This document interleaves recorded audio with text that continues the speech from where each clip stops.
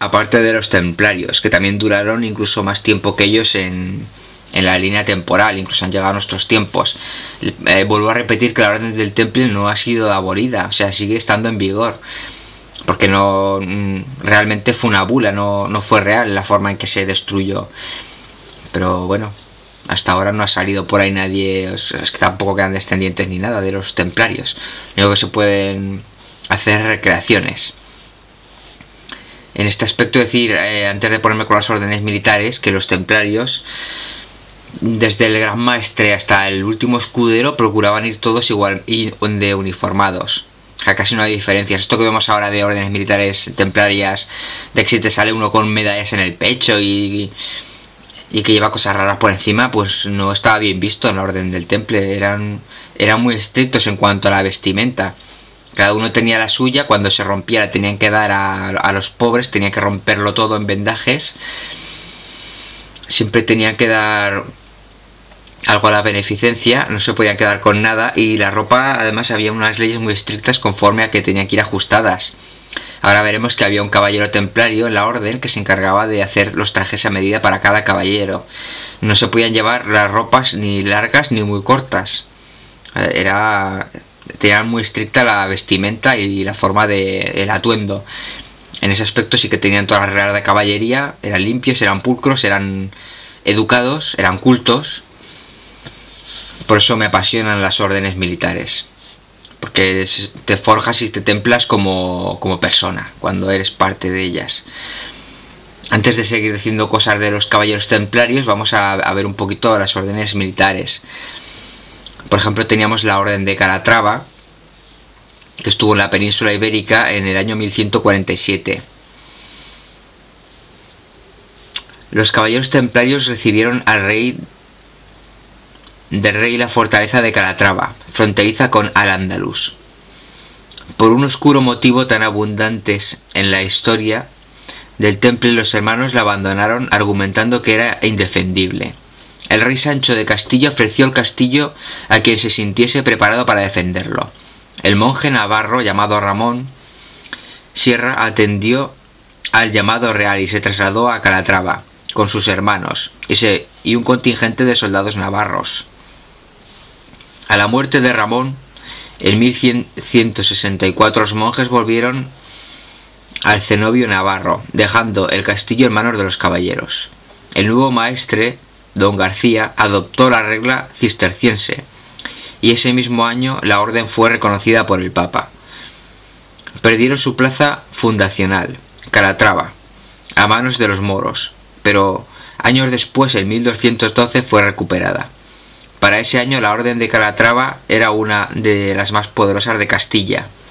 Desde 1254 el monarca influyó en la elección de los maestres, y a partir de 1476 tomó el control directo de la orden.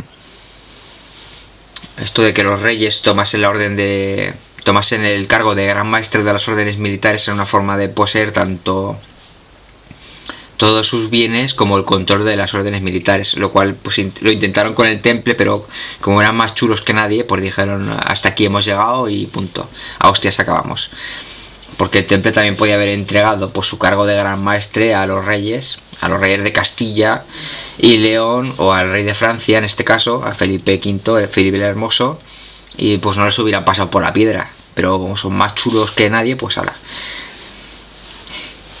Pero oye, también hay que tener su orgullo, ellos la fundaron y tenían derecho a acabar o a seguir, o a fusionarse con otra, pero no les dieron opción.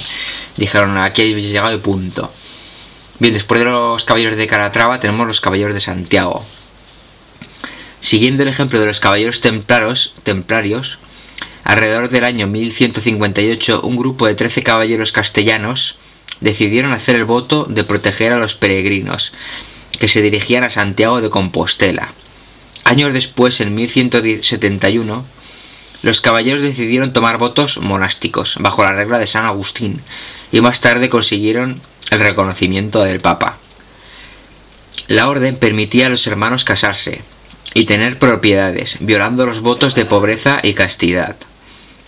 A la muerte del hermano, sus bienes revertían en la orden que tomaba a su cuidado la familia del fallecido. Sus fines fueron exclusivamente militares, teniendo su cuartel general en Montalbán, Aragón. Los caballeros de Santiago solo admitían nobles en su hermandad. Desde mediados del siglo XIII, la corona intervenía directamente en el nombramiento de los maestres, y a partir de 1485 el maestrazgo de la orden lo ostentaba el rey. Como hemos dicho antes, era una forma de controlar tanto las órdenes militares como los bienes. Aquí también hemos visto que estos caballeros pues podían casarse y pasar los bienes a sus familias y tal. Esto es importante puesto que los caballeros templarios lo daban completamente todo a la orden cuando ingresaban. Aunque sí que hay algún caso también en la Orden del Temple que cuando fallecía el caballero pasaban sus bienes a su mujer, o a algunos bienes a su viuda si tenía en este caso, y no se dejaba completamente desprotegida a la familia.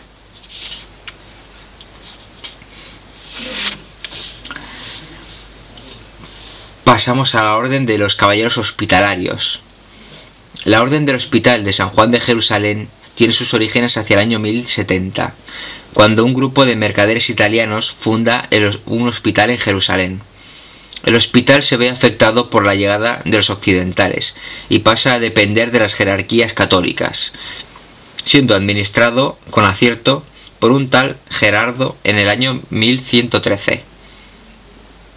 Consigue el reconocimiento papal. Al crecer la popularidad de los templarios, los hospitalarios se ven en la necesidad de convertirse en monjes guerreros, para poder optar a las donaciones que recibían las órdenes militares, aunque nunca abandonaron sus funciones asistenciales y caritativas. A diferencia de los templarios, los hospitalarios sí admitían mujeres, exclusivamente para servicios caritativos y de enfermería. En 1306 invadieron la isla de Rodas, estableciendo allí su cuartel general. Más tarde se mudaron a la isla de Malta, donde siguieron manteniendo la independencia de su estado y pasaron a ser conocidos como los Caballeros de Malta. Esta también es una polémica muy grande que hay con la Orden del Temple, de si admitían o no admitían mujeres. Como he dicho al principio, hemos visto que los hospitalarios sí, abiertamente. En la época de guerra da para muchas cosas. En cualquier momento, pues te puedes ver la necesidad de admitir monjas o enfermeras en tu orden militar para que te echen una mano, porque era muy jodido estar en Jerusalén allí perdido, tomar por saco, Yo no quiero meterme en polémicas, pero era tierra de nadie, y si te retiraban fondos o no tenías ayuda o pasaba algo en la flota naval, pues estabas pelado allí, y cuanto más ayuda mejor. Por eso en alguna época seguramente hubo alguna mujer, algún caso excepcional o alguna cosa, aunque ya hemos visto que la orden templaria era la más cerrada y la más blindada que había en esa época. Todo el mundo la temía, y hemos visto que estas órdenes militares iban alrededor, pero todos tenían un poco sus peculiaridades, porque es que la orden del temple, agarraros, eran para llevárselos para casa. Por último voy a mencionar otra orden militar, que son los caballeros teutónicos. La tradición asocia la fundación de la orden al establecimiento de un hospital alemán en Jerusalén, hacia 1191. El Papa les reconoce como orden religiosa bajo el nombre de Hospital de Santa María de los Alemanes de Jerusalén. En un principio era de carácter médico y caritativo, pero en 1198 asume también su carácter militar. Es entonces cuando nace la orden de los caballeros teutónicos. Hemos visto que si hacías una orden militar, al igual que los templarios, recibías donaciones y recibías dinero del Vaticano. Entonces era interesante crear una orden militar para tener más fondos y para poder hacer más cosas. Aquí no le venía bien. Total, había que armarse y por dar unas hostias, pero ganabas una buena pasta. Y puedes mantener tus creencias y ser fiel a tu fundación. Seguimos con los caballeros teutónicos. Según su nombre indica, se abastecían de caballeros alemanes, y al igual que los hospitalarios admitían mujeres entre el personal de sus hospitales. La orden creció vertiginosamente, sobre todo a principios del siglo XII, bajo la capaz dirección del gran maestre Hermann von Salza. Tras la caída de Acre, Los teutónicos se trasladaron a Venecia y posteriormente a Prusia, cerca del mar Báltico. Las reformas luteranas afectaron profundamente a la orden, que intentó reestructurarse para adaptarse a los nuevos tiempos sin conseguirlo.